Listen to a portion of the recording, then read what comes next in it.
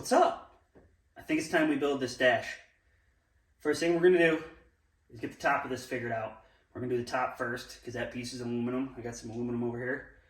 We're going to take some measurements, transfer them over, and make a top piece. Let's go. All right, so the way I do this top piece is when I put this top bar in, and I've talked about this before in the roll cage video, I try to put this top bar about the same height as this top of the firewall, I guess, cowl piece. Try to put it the same height or a touch higher so that stuff rolls that way and not this way. But either way, you got a nice flat surface here where the top of the dashboard used to sit. And it makes for good fastening. You can put rivets in here real easy. So I usually rivet this side, and I usually put Zeus fasteners on this side. If you, for some reason, you needed to get under there, which there's really no reason to be under there, you could undo the Zeus fasteners and just kind of lift this side up and get your hands in there to do whatever you need to do. But I use quick car gauge panels and switches and stuff, so you can just pull those out of the dash and work on them and put them back in the dash. It's not, super complicated. You don't really need to take the dash top off. But in case you, didn't want to take that stuff out and you just needed to get in there for something quick, with the aluminum, you can take the Zeus fasteners out, lift this up, and you can get in there with your hands if you had to for some reason to do something. That's just how I normally do it. I've tried putting Zeus fasteners in the front, and I've done that on a couple cars, but once you put the screen, the windshield screen on and stuff, you end up not being able to get your screwdriver down in there to take the Zeus out, and it just becomes a pain in the butt. So usually I rivet the front, and the trick is to rivet the front after you put the screen on, and then you can rivet it where there isn't screen overlapping. And then if you had to, you could just drill the rivets out and take the whole dash out. But I mean, 4 rivets across the front, 3 Zeus fasteners across the back, good to go. And if you don't know what a Zeus fastener is here, I will show you if I can get over there. So on the roof here, there is a kit. That's what it looks like. I'm pretty sure this kit came from A&A Manufacturing. It either came from A&A or I ordered it on eBay. If you've been around racing, you've seen these things before. A little Zeus fastener. So this kit comes with a bunch of different backing plates, and then it comes with the springs that you rivet to the backing plate after you weld the backing plate on. So we're going to use these on the inside part of the dash, and the outside part we're just going to rivet it. And let's go. Let's take some measurements, do some transferring here.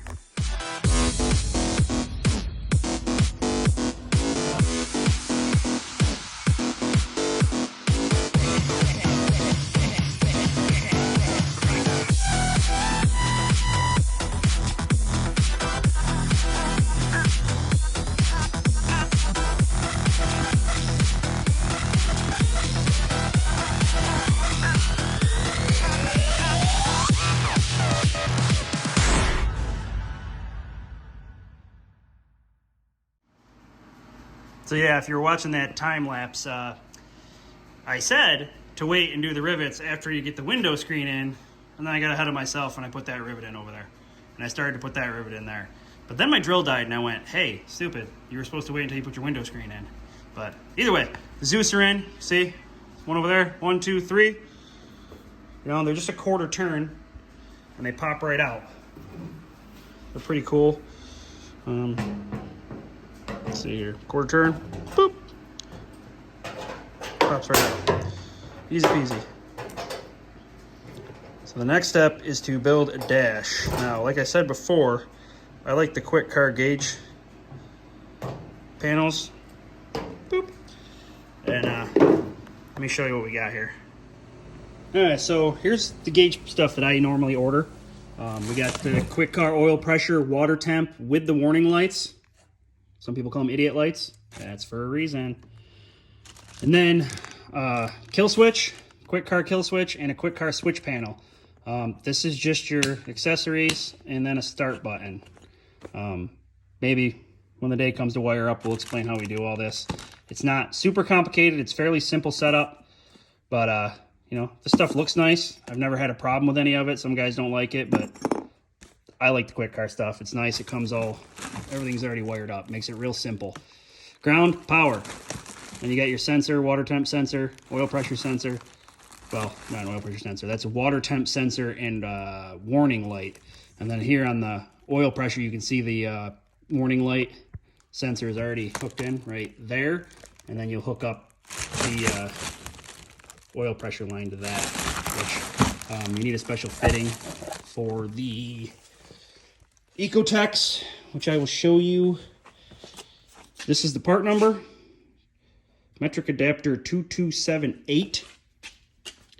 And that little guy goes in behind the exhaust right there. You can see it down there. And then I order a 4-foot stainless steel braided oil pressure line that comes with fittings and stuff that fit into that and then run to that water or oil pressure gauge in the car. When I come up out of here though, I usually put a decent bend on it and I'll put a zip tie around here to kind of keep it off the exhaust, and then it runs up through the firewall. But that's pretty self-explanatory, right? Look at that pretty motor.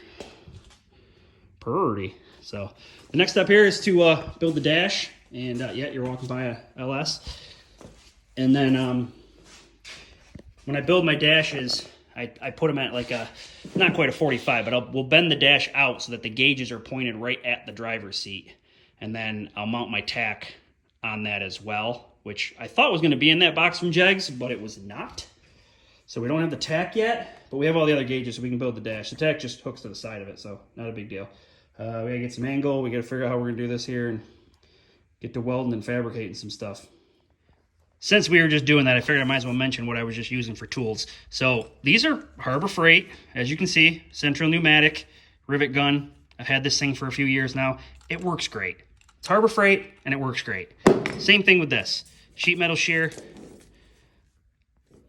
Excellent. Way better than doing it with a grinder or hand shears. I mean, it just eats right through that stuff. No problem. You saw it in the time lapse. So, what's this? Chicago Electric and Central Pneumatic. Harbor Freight jobbies. Work great. Been using them for years. All right, so at this point, we're getting ready to put the front of the dash on. I talked about before how I angle everything out and point it toward the driver. So I had this old thin wall scrap angle kicking around. I had a piece of round stock.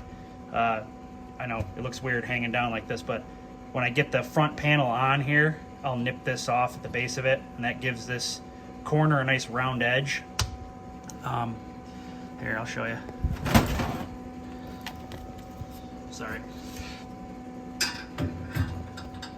So I'm gonna notch the angle out so I can get that a little bit higher, but that'll go right there, pointed toward the driver. See, here's your steering wheel. Okay, pointed toward the driver. And then the tack, which I don't have in the car with me right now, will be mounted right on the side of this. So you'll have a big, I don't know if I got the 5.5, I think I got the 5.5 round tack mounted to the side panel here. So the tack's pointed toward the driver. The oil pressure and water temp are pointed at the driver. So when he's driving, he just kind of has to glance and he can see it. All right. So at this point, I'll get some tin to run across the front of the dash, make the face of the dash. All right, so we got it all plated in here, as you can see. Top plate on there. Got some cleanup to do still. You can see I grounded a little bit, but I'd like to get the die grinder out and kind of clean up some of these welds a little bit more. This is a main focal point, and you're going to be staring at it all the time. Anybody who looks in your car is going to see the dash, so I like to make it look as clean as possible. Obviously this is cut out for the gauges. I'm gonna have to cut out some spots over here for the kill switch, and then the switch panel with the start button will go over here, so I gotta drill some holes and stuff. And then this is actually notched out because this is gonna go here to hold the steering shaft and everything, so that's notched out. I might have to clean that up some more, but I can get that with a die grinder. And then I might actually have to take some out under here. I might have to come up a little bit like this for the rest of the steering stuff to come out. The steering box and everything goes under here. So yeah, that's where we're at right now. Do some cleanup, get some stuff mounted up here, get some more holes and stuff drilled, and then I'll show you what it looks like right before I paint it. All right, so that's pretty much it. That's how I build my dash. It's in primer right now because I still got to build the all the steering mount stuff here. So I'll paint that after I get all the steering stuff mounted. We'll paint the dash, white like the rest of the cage here. Maybe we'll add a little bit of accent colors or something to it to make it pop a little bit more, but that's it. You got your kill switch over here. It's not, obviously not lined up right now, but your main battery kill. Then your accessories, your fuel pump and stuff. Everything dies with this, but this will turn everything else on over here and start the car. Oil pressure, water temp with the idiot lights, and then I got my tack, came in. I drilled the holes over there, but we're not gonna put everything on because we're gonna paint it. This goes right here on the side of this, like that. And everything's pointed right at the driver. Nice and clean. And then once it's painted and everything goes in here, everything goes down through that hole there. Run everything right through there. I usually put a piece of rubber over it to keep the fumes and everything else from coming in here. I'll put a piece of tin with a little bit of rubber on the edge of it so I can get everything through there with a hole. And then obviously I gotta plug up other holes and stuff here. That's where the steering comes through, but I run everything through that hole there. Except for wiring that comes through that hole over there. That's it. That's the dash. That's how we do it. Nice and clean. Keep it creative and happy building.